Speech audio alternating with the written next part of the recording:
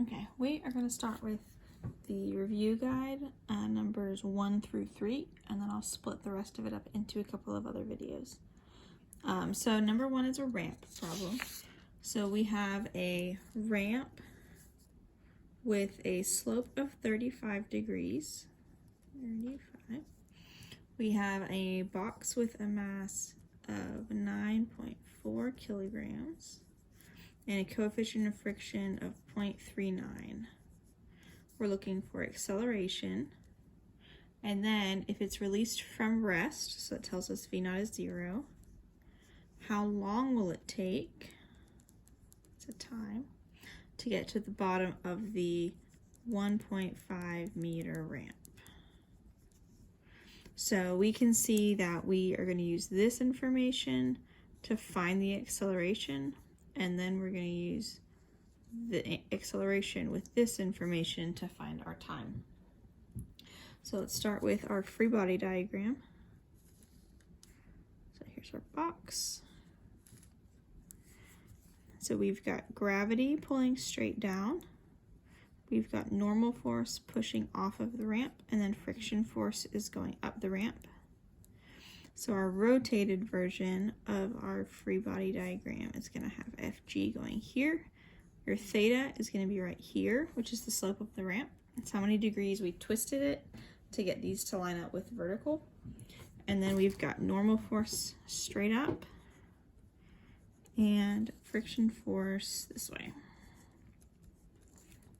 So from here, we have two equations. We have our f of x equation and our fy equation. So our fx is going to have part of fg to the left, to the right. So we're going to put fgx.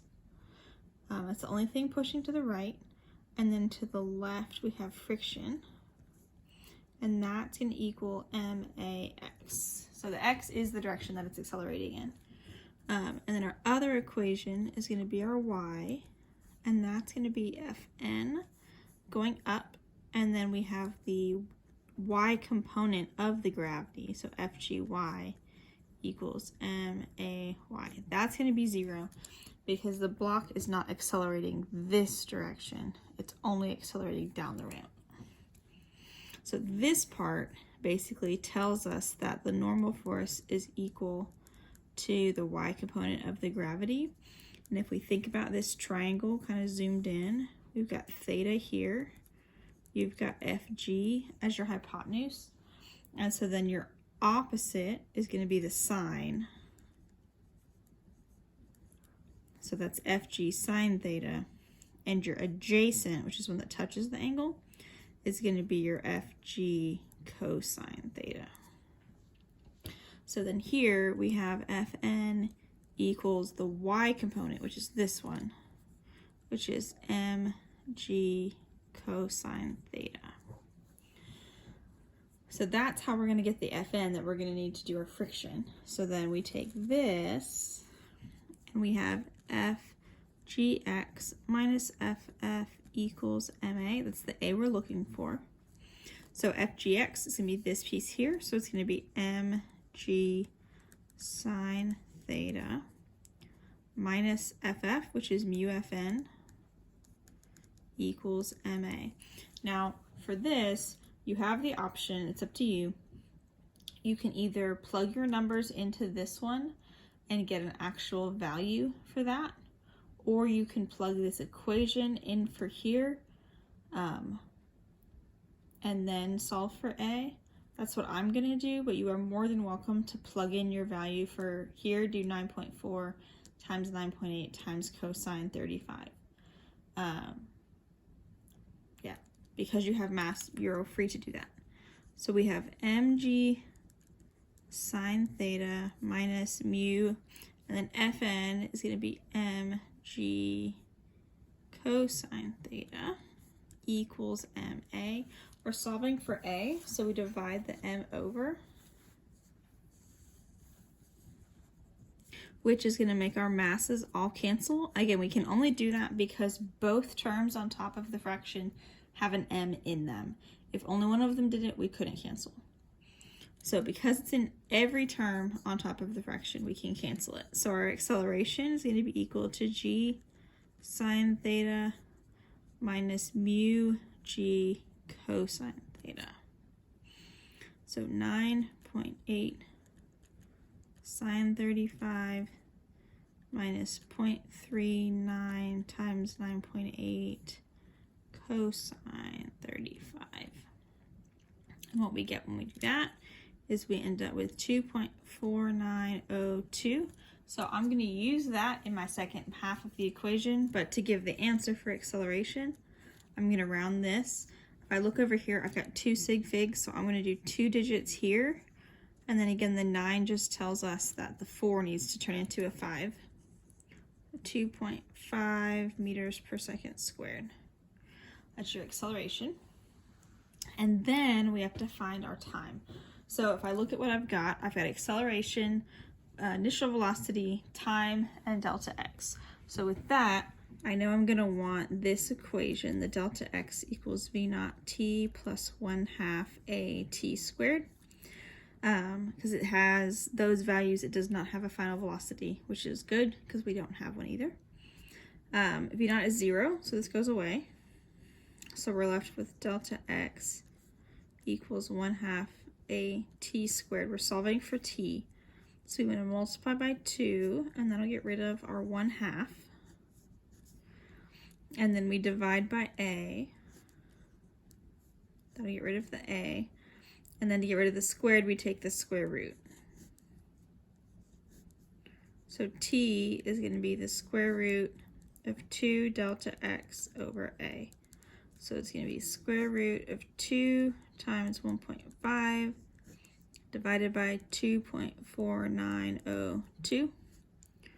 So I'm going to get 1.0976. Again, we've got 2 sig figs. The 9 turns the 0 into a 1. So my time is going to be 1.1 second. That is our number 1. So number 2 is a flat table, which is good because it means that we have less of a twist. We do have an angle here because one of the forces is at an angle. So we have a book with a mass of 5.4 kilograms on a flat table. I have a coefficient of friction of 0.52. I'm pulling with a force of 37 newtons at 25 degrees above the horizontal. Draw a free body diagram of the book, find the acceleration. So I'm looking for A. That's my ultimate goal here. So here's my book. I have a force being applied at an angle. So I'm going to call that FP. Let's call FP for pull. It could be whatever letter you want. I have gravity. Always a good place to start. It's on a table, so it's going to be straight up. And then I've got some friction. So it's going to be pulling against the direction that the book is moving, or the book is moving. So I do have an angle here. I'm going to put that on there so we don't miss it. So we have 2 equations. We have x and y. So x, I've got FP in the x direction, but only partly, not the whole thing. So I'm just going to put FPX. And then I've got friction force pulling against it. And that's going to equal MAX, which is the one we're looking for. That's what we're going to end up looking for. And then my y equation, I have 2 forces going up. I have Fn and Fp. So I have Fn plus Fpy, again, not the whole thing, just part of it, minus Fg equals MAY. Now, it's not moving up and down, which means this acceleration is 0. So really, again, what you need the y equation for is to find our normal force. And because friction is in this equation, we're going to need that to solve our problem. So I'm actually going to pull this one over here a little bit. We're going to do FPX minus FF equals MA. So I know I can break my FP into x and y. So the x component is the adjacent one. It's touching the angle. It's adjacent, and adjacent is our cosine. So this is going to be FP cosine theta minus FF is mu Fn equals MA. Now FN and FG are not equal here because I have an additional vertical force that's factoring in here. So in order to get FN, I have to do this equation. So I kind of have to stop here. I don't have anything else I can do here. I'm going to go over here. So I want to solve this one for FN, and then I can plug in over here. So I want to first, this equals 0, so I'm going to move these over to this side. So this one I'm going to add, and then this one is positive, so I have to subtract it. I'm just going to do it this way, FPY. So this equation ends up being Fn equals, so this one was positive when I moved it over, so Fg minus Fpy. So Fg, I know Fg equals mg, so I can plug in mg, where my Fg is. And then this one, again, it's the y component, so it's this side here, which is across from the angle, which is opposite. So I know that opposite goes with sine. So this is going to be Fp sine theta. Now here I have all the numbers. So my mass is 5.4, my g is 9.8, my Fp is 37 sine 25. So this ends up giving you 37.28. That's my normal force. Now I can go back here and I can solve for A. So I need to divide my m over. Okay, so that means this part I can now plug numbers into. So A equals Fp, which is my 37. Let me add a p there. So 37 cosine 25 minus mu, which is 0.52 times Fn, which I just found here, 0.28, all over m. So that's my 5.4. I'm going to type all of that in, and I end up with 2.6197. So I'm going to round that to 2 sig figs. Again, all these have 2, so I'm going to keep 2 sig figs here. The 1 means I just leave it at 2.6, so 2.6, and then it's an acceleration, so it's going to be meters per second squared. Okay, so that is number 2. So then we have one more, number 3. So 3 is a pulley. So 3, sorry, my paper is kind of wrinkled. So for 3, I have a string over a massless pulley, and I have a 5.5 kilogram mass on one side, so we'll call that M1, 5.5 kilograms, a 3.8 kilogram mass on the other. I'm going to find acceleration and tension. Okay, so I essentially have, so a pulley, I have, we'll call this M1, and then this one M2. So I have 2 different objects that are moving. This one's 5.5 kilograms, this one's 3.8, so I know this one's going to end up going down, so it's going to rotate that direction.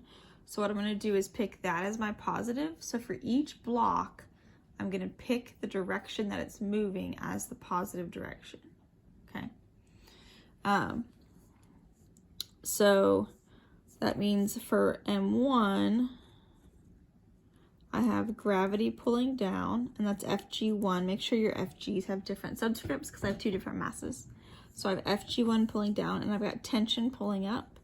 And remember, because this is a massless pulley, these tensions are the same. It's the same string. So I don't need a subscript. It's just T. The other one has the same T with it. So my block number 2, I don't know why I did a dot for that one. I have Fg2 pulling down, and then I have T pulling up. Now, again, I'm going to pick the direction that it's moving as positive. So 1 is heavier, so 1 is going to end up going down. Let me do this with a different color.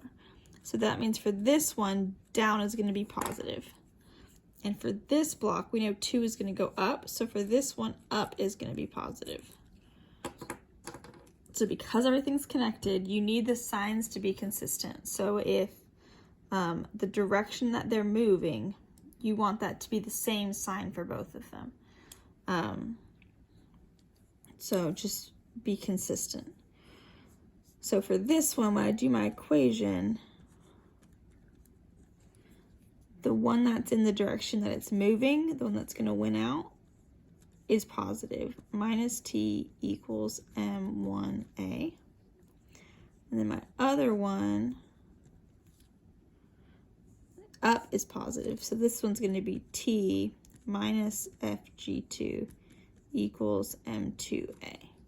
Now again, these are the same a and the same t. So I've got two equations and two unknowns. You can do this a couple different ways. So I can solve one of them for t, and then I can plug it into t in the other one. That works. Or I can just add the equations, and because I have a negative t in this one and a positive t in this one, they're going to end up canceling. That's what I prefer to do, but you are also more than welcome to like move this over and then plug that in up here for t. You'll end up with the same thing. I just prefer this way. So I have fg1, I have negative t and positive t that are going to add together and become 0, minus fg2, and then this side has to also add. So I have m1a plus m2a, okay? So I know fg is mg for both of these, so I have m1g plus minus m2g equals, and I know I'm solving for a, so I'm going to go ahead and factor out the a from this. Okay, so then I can divide over the m1 plus m2.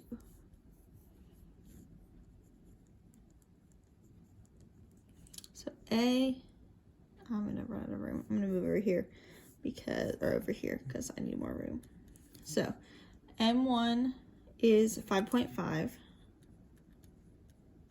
g is 9.8, minus m2 is 3.8, and then g is 9.8, and it's going to be over 5.5 plus 3.8. Now when you type this in your calculator, you need to be careful. If you're going to do it, you need to put the whole top in parentheses, and you need to put the bottom in parentheses.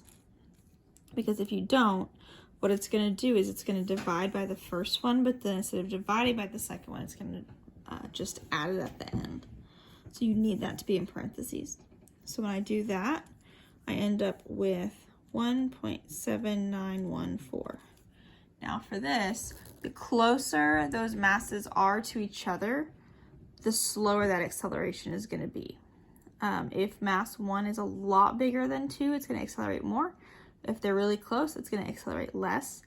And keep in mind that that should never go over 9.8. So that ends up being 1.8 meters per second squared.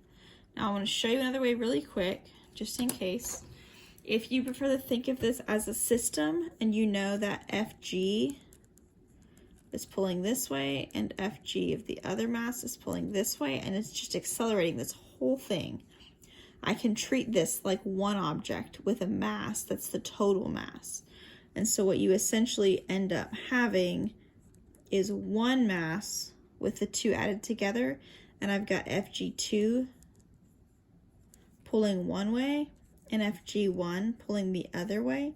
My equation for this one would end up being, well, I know this one's bigger, so I'm going to do the Fg1 as the positive. So Fg1 minus Fg2 equals m1 plus m2a, which you'll notice is the same equation as what I have here. So if you prefer to think of this as a system, that's totally fine. You'll end up at the same place. The only thing is you will have to go back and draw one of the diagrams in order to find tension, which is what we're going to do now. So it doesn't matter which one you pick. I like t being positive, so I'm going to actually use F2 just because t is positive in that one. No other reason than that. It really doesn't matter. So I want to get t by itself, so I'm going to add Fg2 over. So t equals m2a plus Fg2. So then from there, I'm going to do M2, which is 3.8 times 1.7914 plus FG2, which is 3.8 times 9.8. So that really means that it's going to accelerate it and have to counteract gravity. So it has to lift it and make it go up. So I end up with 44.047 newtons, which I'm going to round to 2 sig figs, which is going to be 44 newtons. So that's 3. So we'll do the rest in another video.